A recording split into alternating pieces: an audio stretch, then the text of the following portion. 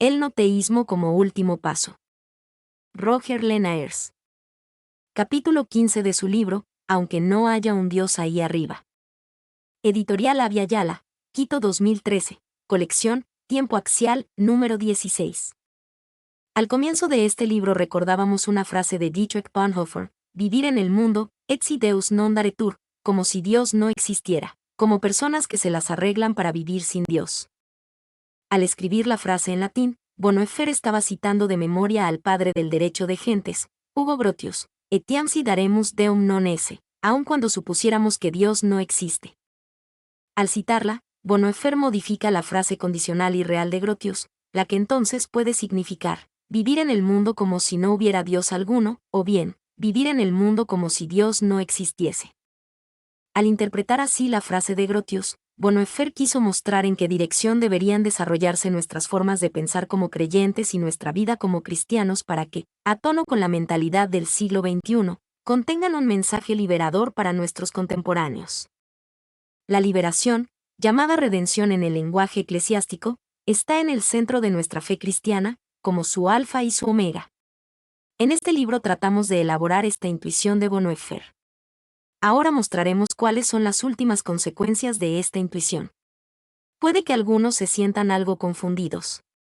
Pero no hay razón para ello.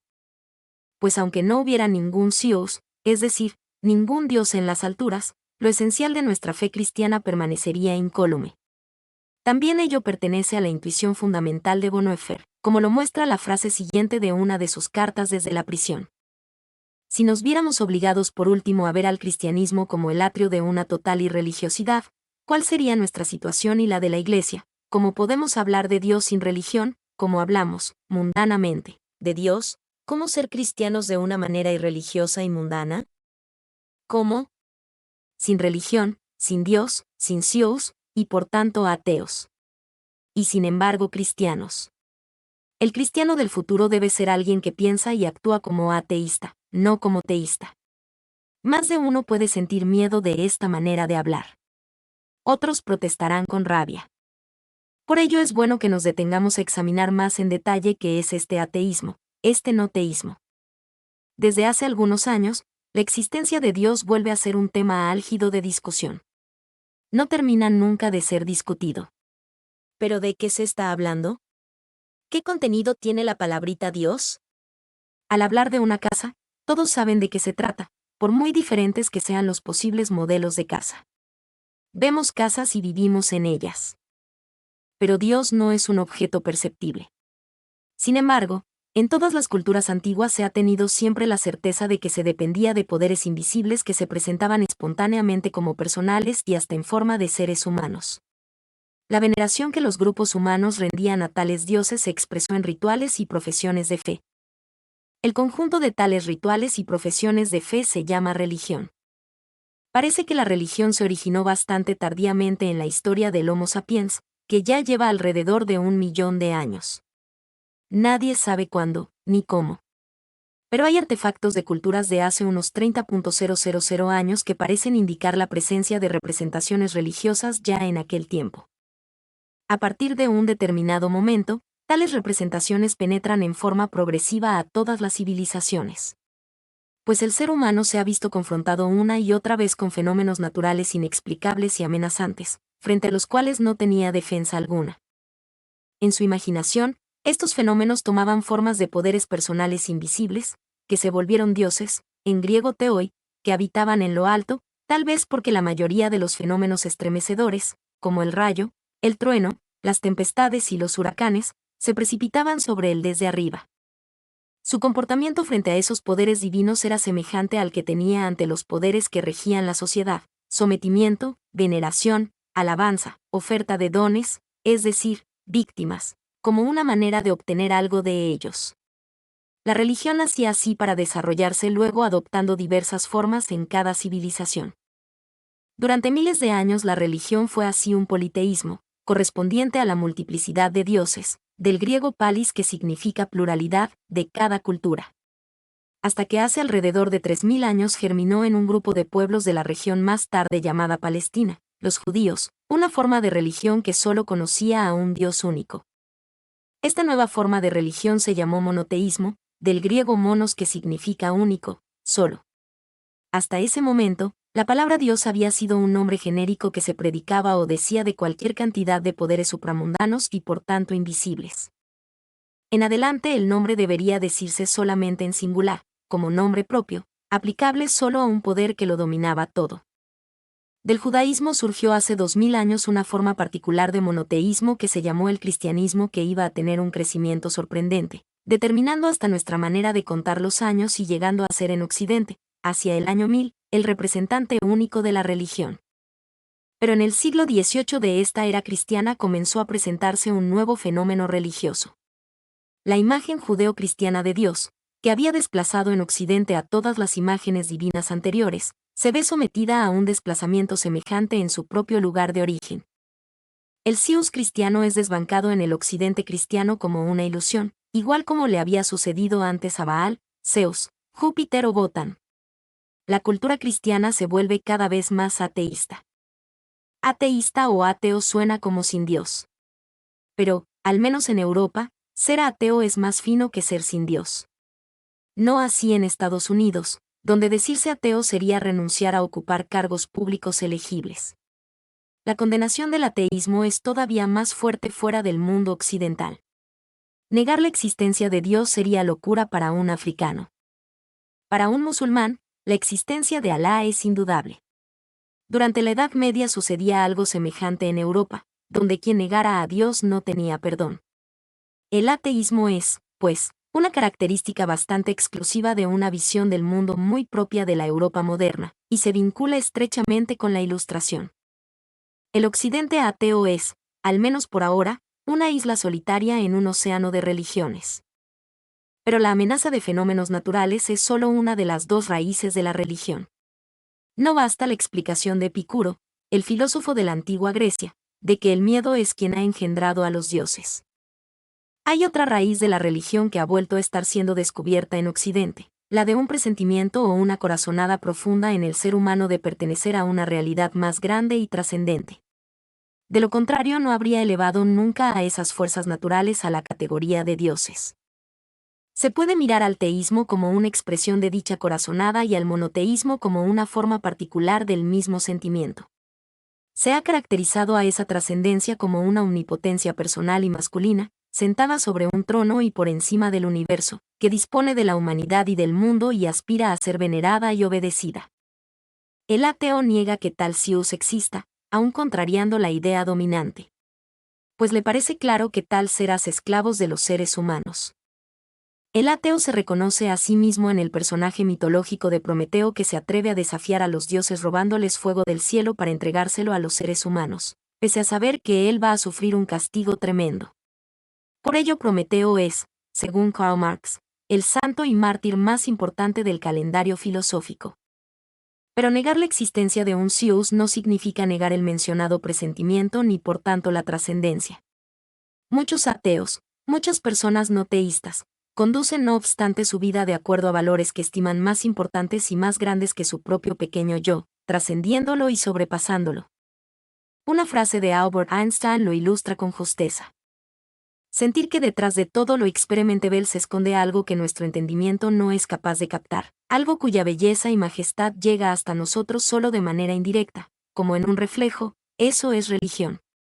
En este sentido yo soy un ateo profundamente creyente. Solo el materialismo que ensalza al propio yo como valor supremo es una negación auténtica de lo divino, pues niega en los hechos la trascendencia. Una actitud como esa es la que se encuentra en la frase atribuida al rey Luis XV de Francia, après moi, le déluge, después de mí que venga el diluvio, en otras palabras, que todo se hunda, si a mí no me toca. El ateísmo como fase de la evolución. Hemos dicho que recién desde la Ilustración se puede hablar de ateísmo como despedida de la religión y despedida del reconocimiento y veneración colectivos de un Zeus. El ateísmo pertenece esencialmente a la modernidad y por tanto al occidente monoteísta cristiano.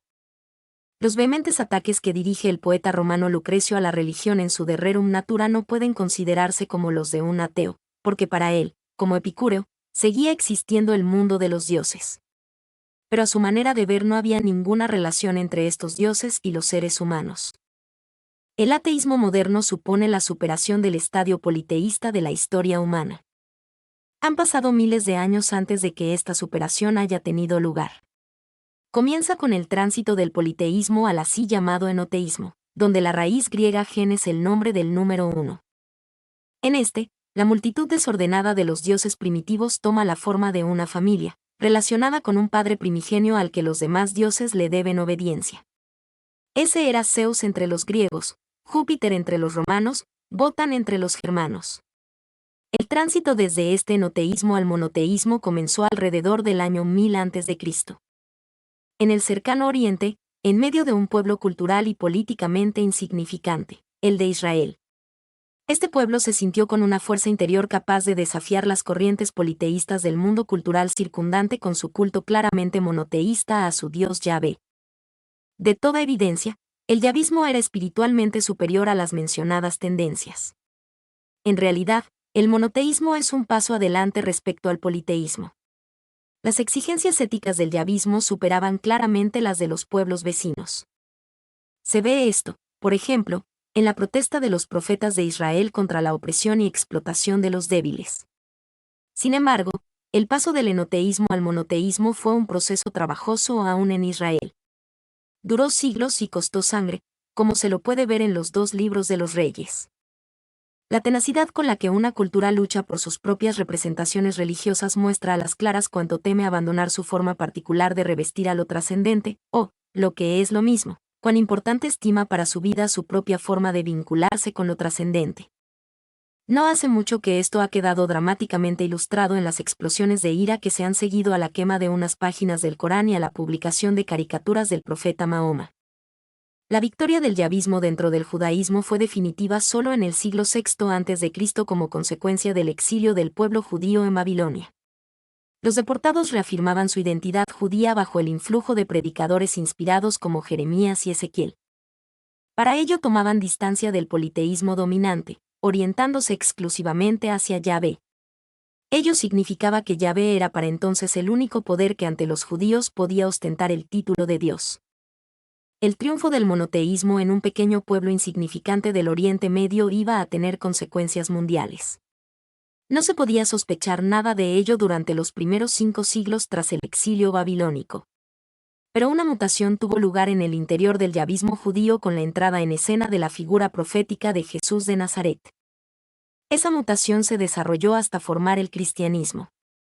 Este cristianismo demostró ser espiritualmente superior a los muchos cultos del helenismo en cuyo ambiente se desarrolló. Creció lenta pero seguramente, sin ruido ni propaganda ni empleo de la violencia, exclusivamente con su fuerza interna, y llegó a ser con el tiempo la forma de culto más importante en el Imperio Romano. Pero cuando el emperador Constantino apostó a la carta del cristianismo por razones políticas, esta religión comenzó a aprovecharse de sus privilegios para expulsar a las otras formas de culto mediante medidas políticas y actos de violencia. Más adelante, Carlomagno iba a tomar las mismas medidas poco evangélicas y no cristianas contra los sajones paganos. Más tarde los conquistadores españoles en América Latina hicieron lo mismo con los indios. A la larga el monoteísmo teñido de cristianismo llegó a ser la única religión tolerada en Europa y América. Lo mismo consiguió en Asia y el norte de África el Islam, otra forma de monoteísmo, nacido en Arabia pero inspirado en el cristianismo y el judaísmo. El Zeus judeo-cristiano cambió su nombre, llamándose Alá. En resumen, el monoteísmo nacido en el minúsculo judaísmo es ahora la forma religiosa de la mitad de la humanidad. Pero el diplomático holandés del siglo XVII Hugo Grotius había escrito la frase cuyo alcance ni él mismo había medido.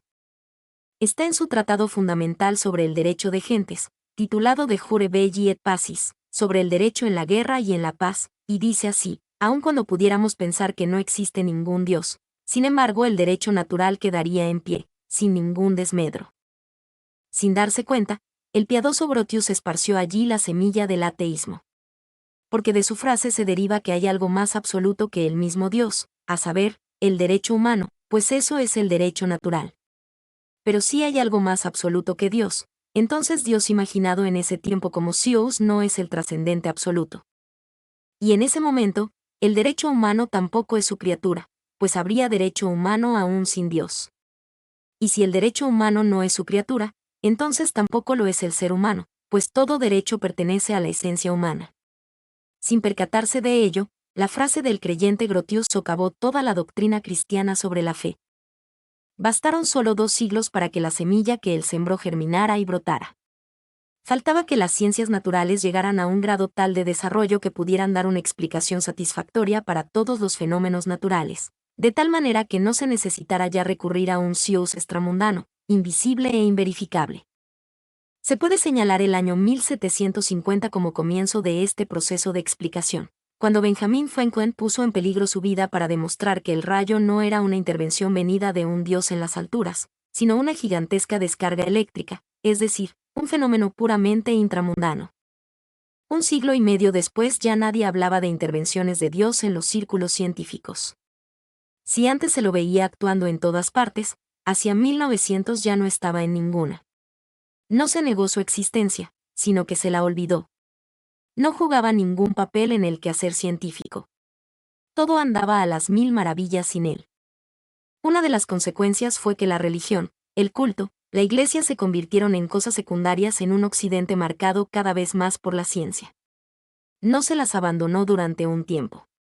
El témpano del pasado se derrite lentamente. Por lo demás, el ser humano necesita rituales, y los rituales eclesiásticos son floridos y sientan bien.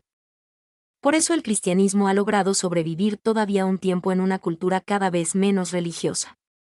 Pero no le va del todo bien. Para una iglesia en otro tiempo casi todopoderosa, la situación se puso más difícil de lo que ella misma hubiera pensado. Su influjo se evaporó bastante entre los círculos más desarrollados. Las ideas de la Ilustración fueron ganando cada vez más terreno y sus adherentes criticaron cada vez más duramente las enseñanzas eclesiásticas. El terremoto de Lisboa de 1755 con sus 10.000 muertos levantó la pregunta que debía amplificarse mucho más después de Auschwitz. ¿Dónde estaba el Dios omnipotente e infinitamente bueno en esta catástrofe? ¿Estaba en alguna parte? ¿Existía todavía? No es contradictorio que exista un Dios infinitamente bueno y poderoso, por un lado, y que haya miseria y maldad en el mundo, por otro. Si Él no es capaz de impedir las catástrofes, entonces no es todopoderoso, y si Él podía hacerlo y no hizo nada, como es el caso en las 2 catástrofes citadas, entonces no es infinitamente bueno. Este argumento atribuido erróneamente a Epicuro es del siglo III a.C. y volvió con mucha fuerza durante la Ilustración. El refugio de la gente que todavía era religiosa fue el deísmo, según el cual Dios existe y como gran arquitecto ideó el universo de manera maravillosa y le dio la existencia, pero después de ello se desentendió totalmente de lo que sucede en este mundo. No tiene sentido, pues, pedirle algo, ni menos venerarlo, y en cuanto a la institución iglesia, mejor hacerse a un lado y dejarla. Así comenzó el gran éxodo de quienes abandonan la iglesia. El paso siguiente tras constatar el esfumarse de la eficacia de Dios fue la negación de su realidad. Pues al no jugar ningún papel en el cosmos, ¿dónde apoyarse para seguir afirmando una existencia aparentemente tan contradictoria? A la larga, la duda y la pregunta se convirtieron en negación. Había nacido el ateísmo moderno. La responsabilidad de probar la realidad divina recaía ahora en los creyentes y en la Iglesia. Porque quien afirma algo discutible, tiene que aportar sus razones para demostrar su acerto. Pero todo lo que antes se había aducido como prueba, desde el rayo y el trueno hasta los milagros y las apariciones, eran ahora fenómenos explicables sin necesidad de recurrir a intervenciones de fuera de este mundo por parte de un Dios todopoderoso. Ni siquiera se lo requería para explicar el orden y la conveniencia de la naturaleza viva, de los que Cicerón había derivado la existencia de un creador genial y perfecto. Pues la teoría de la evolución de Darwin y de De Vries entregaba para ambas una explicación concluyente y de este mundo, la selección natural de mutaciones casuales, sin finalidad alguna, pero que resultaban exitosas en periodos de tiempo astronómicamente largos. En ninguna parte de la explicación científica quedó un vacío, por lo cual el Dios exterior a este mundo que antes había servido para rellenar los huecos de nuestro limitado saber no tenía ya nada más que hacer. Introducirlo de nuevo en alguna parte sería poner en duda la validez de las explicaciones científicas y la confiabilidad de la razón humana. Pues las leyes de las ciencias eran hijas legítimas de esta razón. Desconfiar de ellas era desconfiar de la razón, de lo que se sigue que sería mejor dejar de pensar en absoluto. desconfiar en la razón es abandonar la seguridad científica y el pensamiento. La existencia de un Dios que hubiera hecho todas las cosas contradecía además completamente al pensamiento ilustrado, pues su existencia significaría que el cosmos sería totalmente dependiente. Pero tal dependencia pondría en tela de juicio su autonomía y su funcionamiento de acuerdo a leyes, lo que no puede ser puesto en duda por la modernidad. Por último, ¿cómo se podría armonizar esa dependencia con la libertad que, incluyendo una independencia, constituye esencialmente al ser humano? Hay que reconocer que el ateísmo, la renuncia de la modernidad a concebir la divinidad como un Dios, no es asunto de afirmaciones ciegas ni de enemistad vengativa contra la Iglesia, aunque ciertamente esta última ha jugado también un papel.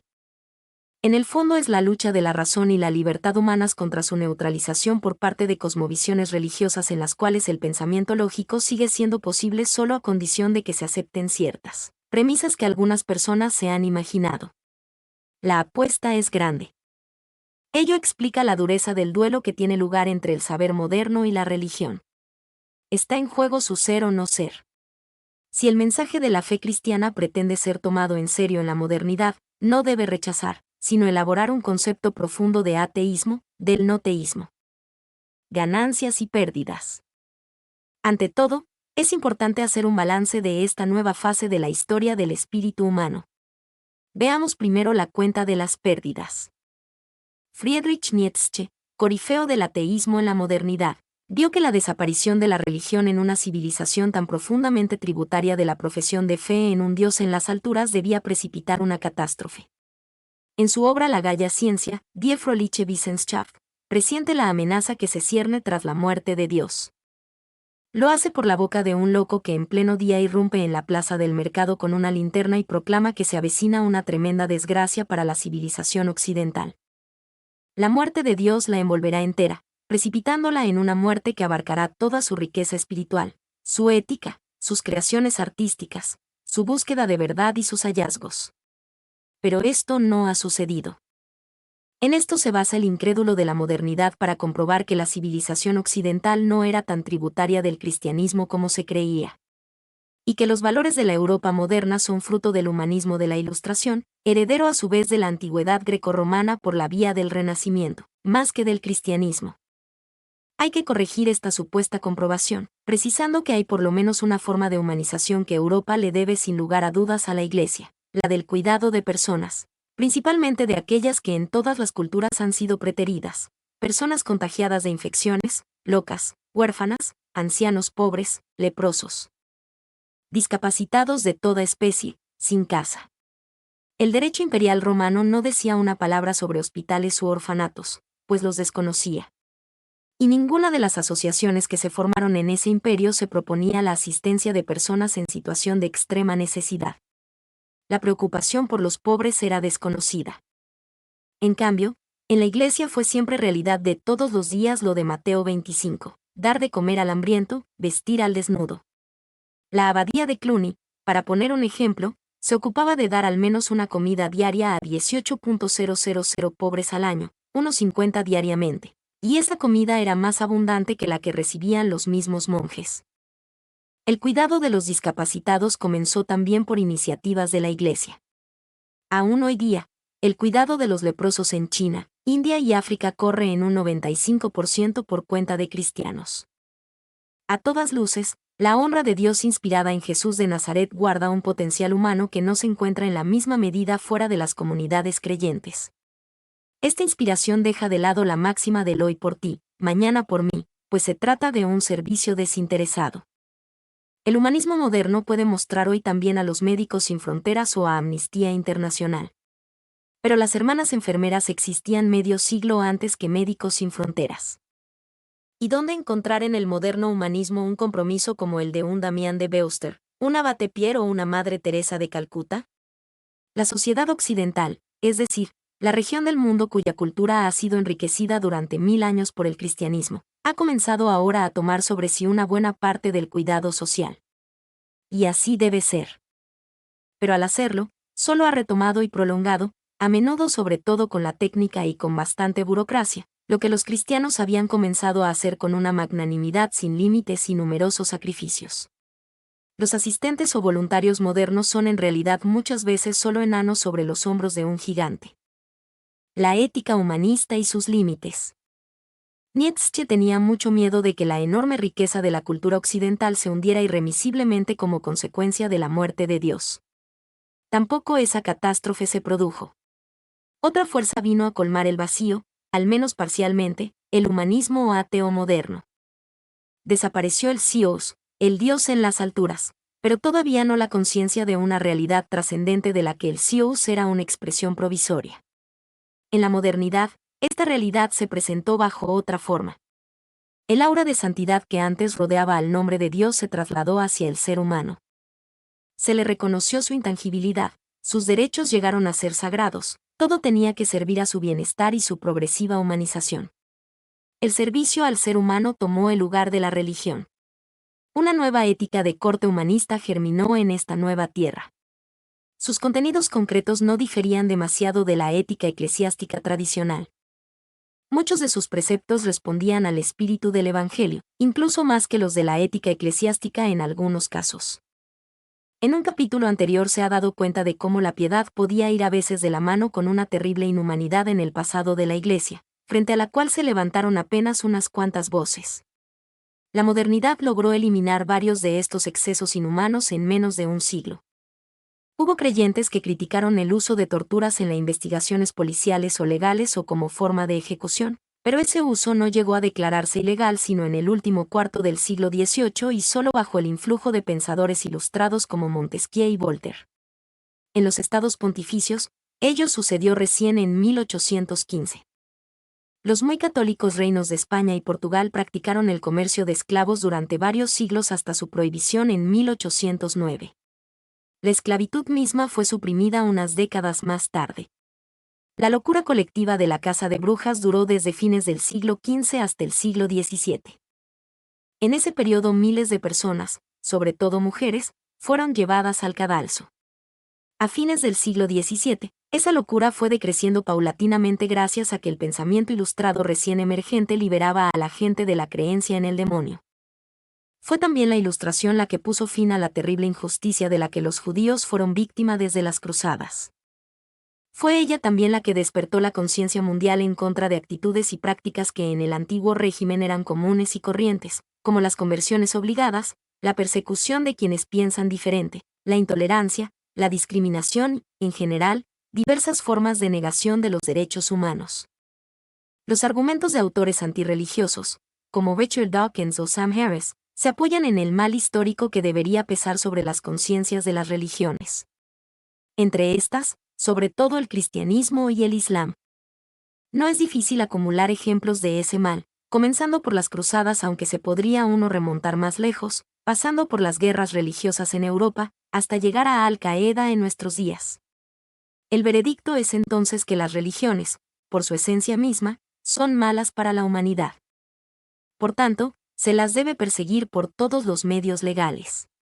A este argumento hay que responder que aquello que en virtud de su misma esencia es portador de males, sería incapaz de traer bien alguno, lo que manifiestamente no se puede decir de las religiones, ni menos del cristianismo. Pues de ellas ha salido una enorme riqueza y una infinidad de bienes para la humanidad. Ya lo hemos mencionado más arriba. Otra tiene que ser entonces la causa del mal que se ha derivado de las religiones. Al revés, el humanismo moderno, que se jacta de haber liberado a la humanidad de la bruja mala que es la religión, ha producido el mismo mal y aún en mayor medida que la Iglesia de antaño: opresión, adoctrinamiento, intolerancia, persecución, inhumanidad. Su historia es corta, pero los ejemplos se dan a montones, partiendo del nazismo y el estalinismo, hasta Mao y Pol Pot. Es claro que hay un factor mortífero que actúa en el interior no solo de la religión, sino también del humanismo moderno, y los corrompe a ambos. Este factor es el egoísmo que anida en el corazón humano, bajo las formas de la ambición de poder, la codicia y el orgullo. El cristianismo tradicional habla a este propósito de un pecado original del que el Dios en las alturas podría limpiarnos, lo que habría hecho por Jesucristo. No podemos redimirnos a nosotros mismos. El humanismo, en cambio, sostiene que nosotros mismos somos responsables de nuestra redención. El Dios Altísimo no lo hará en lugar nuestro. Pues ese Dios no existe. la autonomía es válida de una vez para siempre. Más adelante veremos que ambos, cristianismo y humanismo, tienen razón, cada cual por su lado. Pero para verlo, el cristiano debe abandonar a Dios, para encontrarlo de veras, esto es, dejar de pensar que la representación teísta, la imagen clásica de Dios corresponde adecuadamente con la inacible realidad originaria. Debe llegar a darse cuenta de que su Zeus no es más que un indicador que apunta a aquel inacible, a esa realidad originaria que poco a poco se va revelando a lo largo de la evolución. Por su parte, el ateísmo debe dejar de pensar que la Iglesia se ocupa únicamente de ese inadecuado indicador, esa imagen de Dios Teos, y no de aquel misterio al que ese indicador apunta. Ambas visiones del mundo tienen en común la misma preocupación y el mismo compromiso, la humanización. En ambas se revela el empuje incansable de aquella realidad originaria. Pues el cosmos en evolución, que es donde esa realidad originaria se expresa a sí misma, las empuja a ambas en esa dirección. Si ambas se aliaran en esta lucha liberadora, en vez de oponerse como enemigas, la humanidad no podría sino salir gananciosa. Se realizaría aquello que piden los cristianos en el Padre Nuestro, que se haga la voluntad de la realidad originaria. Vendría a nosotros el reinado o señorío de Dios entendiendo que las palabras voluntad y señorío son figuras, símbolos. Al reconciliarse, los enemigos, los humanistas y los cristianos saldrían ganadores, enriqueciéndose mutuamente, para el bien de todos. No se seguiría malgastando energía y creatividad en querellas inútiles que solo se saldan con pérdidas en lo humano. Una reconciliación como esta puede parecer imposible. La religión como profesión de fe en un Dios, y ateísmo como la negación del mismo, parecen irreconciliables, como el agua y el fuego. Sin embargo, ese imposible es posible. Y el cristianismo es una de las religiones que lograría integrar en sí misma al ateísmo moderno. Pues el ateísmo ha germinado en el suelo del cristianismo. Es lo que intuyó Dietrich Bonhoeffer. Quisiera explicarlo en el párrafo siguiente. Bonhoeffer y su cristianismo sin religión. En las dos largas cartas teológicas que escribió en 1944 en la prisión de Spandau, Bonhoeffer aboga por un cristianismo que no siga dirigiendo su mirada hacia un Dios en las alturas. Es un cristianismo sin religión y, en este sentido, ateísta, no teísta. El 3 de abril escribe a su amigo Bethe, quien más tarde sería su biógrafo. ¿Cómo hablar de Dios sin religión? ¿Cómo ser cristiano sin religión, con un talante mundano? El 16 de julio, debemos vivir como personas que se las apañan en la vida sin Dios. Vivimos sin Dios, ante Dios, y con Él. El mundo adulto es un mundo sin Dios, y por lo mismo, está tal vez más cerca de Dios que el mundo menor de edad. A primera vista, estas frases podrían levantar la sospecha de no ser sino un paradójico juego de palabras que, a poco andar, revelaría su vaciedad. Sin embargo, no es eso, de ninguna manera. Veámoslo más a fondo hurgando en su pensamiento. Bonhoeffer utiliza la palabra Dios en dos significados distintos. Cuando escribe vivir sin Dios, está refiriéndose a vivir sin la representación premoderna y heterónoma de Dios, sin el Dios en las alturas, sin ese Zeus con el cual el ateísmo ha saldado ya sus cuentas.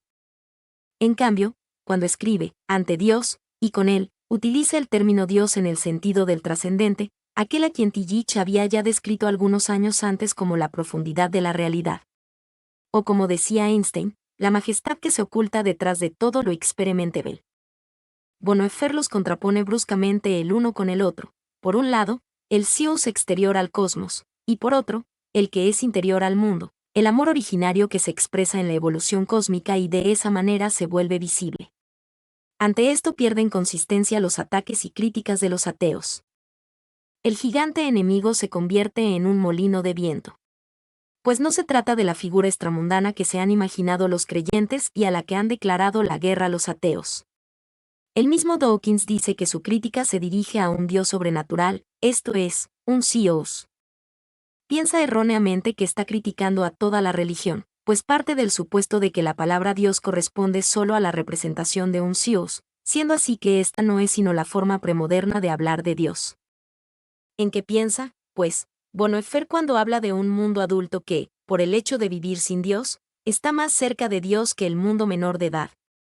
Antes de sus dos largas cartas desde la prisión, había hablado a menudo de autonomía. En vez de este término, aparece el de adultez en las dos citadas cartas. Al hablar de mundo adulto, está pues pensando en un mundo que ha llegado a tomar conciencia de su autonomía. Un mundo así no puede sino ser ateísta, no teísta, porque se ha liberado de la representación de un Zeus que lo dominaba y decidía todo. El mundo menor de edad es entonces el que sigue pensando en términos premodernos, caracterizados por el culto a un dios exterior al cosmos. Pero esta es una representación provisoria e insuficiente de la realidad última. Al liberarse de ella, el mundo tiene ante sí una entrada mucho más rica hacia la trascendencia sin nombre, a la que se puede considerar el Dios verdadero. Entrada más rica, digo, pues también el teísmo, en sus formas tanto monoteísta como politeísta, es una manera enriquecedora de abrirse a la trascendencia, aunque en menor medida que la anterior. Pues toda religión, aún la más atrasada, es un punto de apoyo que le permite al ser humano empinarse a un nivel de humanidad más alto que él ya ha alcanzado, que es aún insuficiente. La religión, como forma de participar en la realidad originaria, debe liberarlo de su tendencia centrípeta hacia su yo, capacitándolo así para vivir mejor con otros, como prójimo. Pero vivir así con otros significa ser compasivo. Esta manera de ver despeja la contradicción con la enseñanza de la Iglesia según la cual recibimos de Dios nuestra redención, por una parte, y la certeza del humanismo moderno de que el ser humano debe redimirse a sí mismo y por sí solo. Son dos maneras de ver la misma figura, cada una desde su punto de vista. Según el ateísmo, la liberación no puede venirnos de otro mundo, porque ese otro mundo no existe. La liberación debe originarse en el ansia innata en el ser humano de humanizarse cada vez más. Para el creyente moderno, esta ansia es idéntica al impulso de la evolución en nosotros, el cual coincide con la expresión misma del amor originario.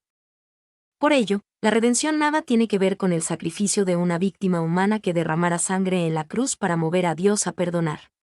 Tal manera de hablar no es sino mitología.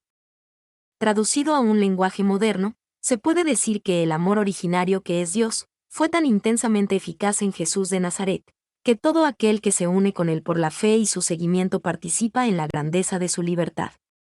Pues redención es solo la forma eclesiástica de decir liberación, lo que significa llegar a ser adulto y libre. La historia muestra que las culturas no suelen atribuir el mismo valor a imágenes de Dios de culturas ajenas. Es la razón por la cual cayeron a menudo en la tentación de imponer las propias ideas religiosas a otras culturas, ya fuera misionándolas o persiguiéndolas. Así lo hizo el cristianismo monoteísta con los dioses de la antigüedad, persuadido como estaba de que su propia idea de Dios no solo era más valiosa, sino perfecta y definitiva. Se quedó varado en esta persuasión aún después de que la modernidad le hubiera mostrado de toda evidencia los defectos que tenía su imagen de Dios. Se puede hacer una lista de estos defectos.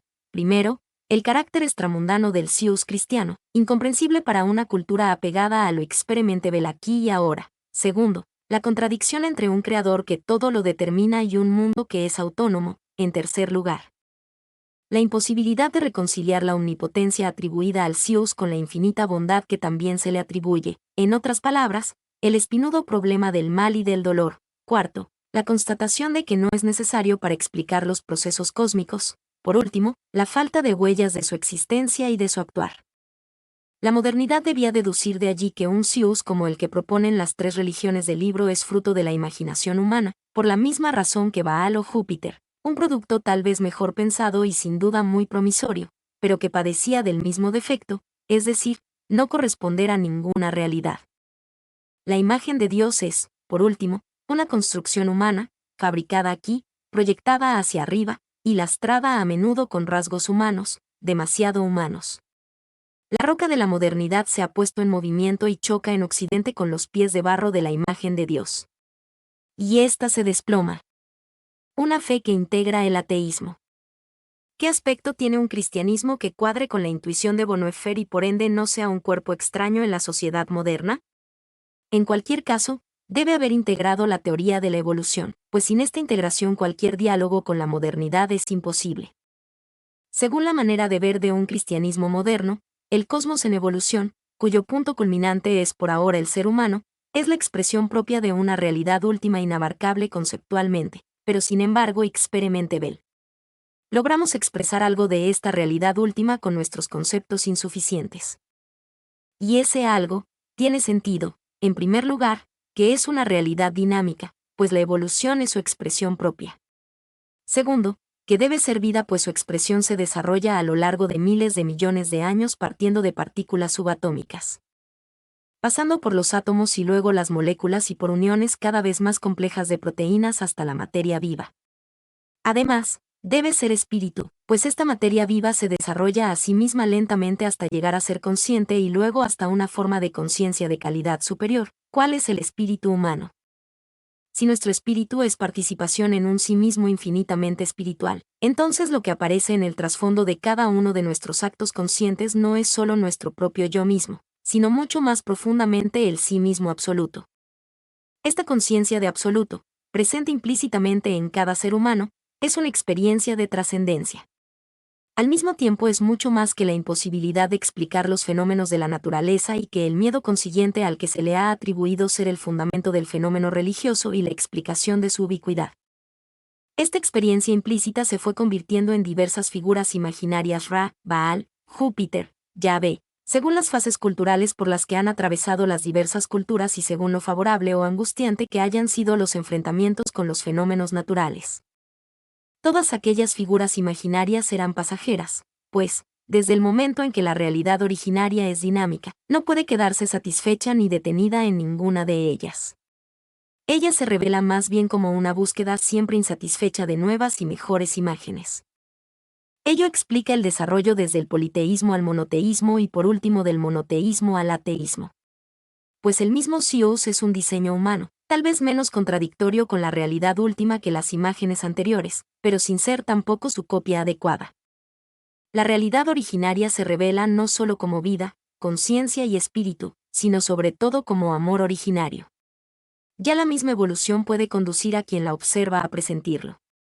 Pues la expresión propia de la realidad originaria se caracteriza por el surgimiento de formas cada vez más ricas de vinculación, según la ley formulada por Teilhard de Chardin de una complejidad creciente en una creciente interioridad, hasta que esta búsqueda de vinculación se convierte en altruismo. De lo cual hasta en los animales hay muestras claras, y adquiere entre los seres humanos la figura del amor desinteresado.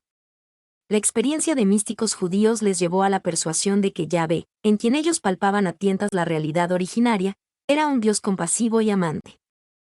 Esta certeza se profundizó en el más grande hijo del pueblo de Israel, Jesús de Nazaret, gracias a quien se llegó a tener la certidumbre de que Dios es amor. Él vivió el estar a disposición y el ser para los demás, de una manera que, por superar de tal modo la medida normal del amor humano, no pudo haberla aprendido de otros seres humanos. Su certeza tuvo que surgir de una fuente íntima en sus propias profundidades. Quien creía en un Dios que se preocupa de los seres humanos, pudo reconocer en esa figura la presencia activa de Dios, y vio en ella el reflejo, la imagen de Dios.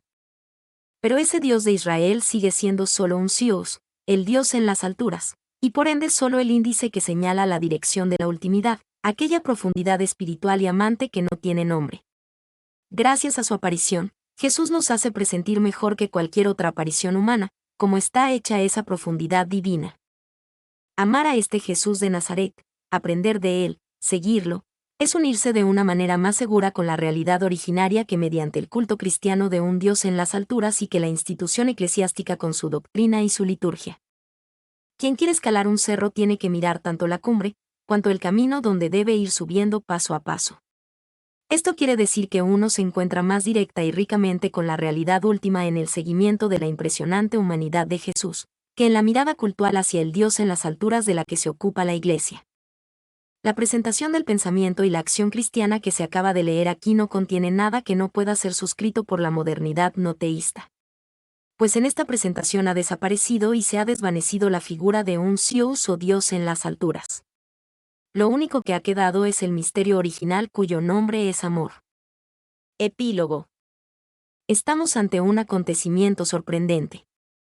La Edad Media, el Renacimiento y el Barroco no fueron solo tiempos florecientes que produjeron portentosas obras de arte con una calidad humana muy alta, como de ellas se infiere, sino que estuvieron penetradas por una religión de elevadas pretensiones éticas.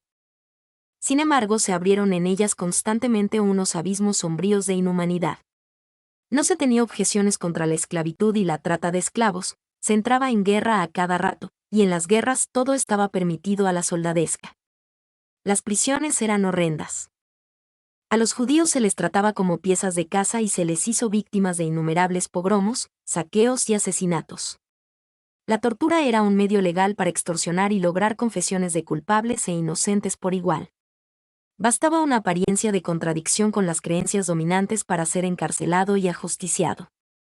La pena de muerte no solo era normal, sino que sirvió de entretenimiento popular y se la llevó a cabo de la manera más cruel, como en la rueda o en la hoguera. Y todo esto no es sino una selección en un todo bastante más amplio.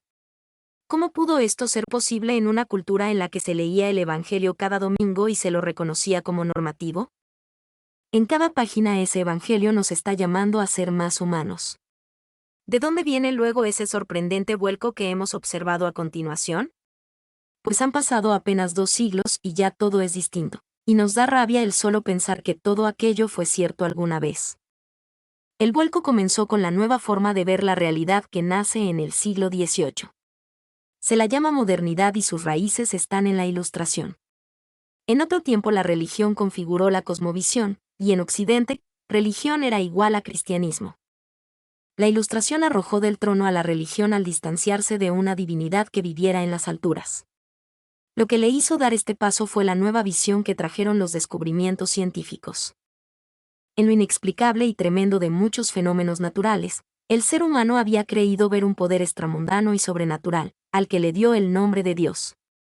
Pero el desarrollo de las ciencias, que comenzó en el siglo XVI y fue ganando cada vez más fuerza, iba dando por superflua la explicación sobrenatural de algunos fenómenos naturales, y finalmente de casi todos. Así fue como comenzó la lenta muerte de Dios en la psiquis del occidental. Como todo tenía ahora una explicación, no se necesitaba ya más a un Dios que actuara e interviniera.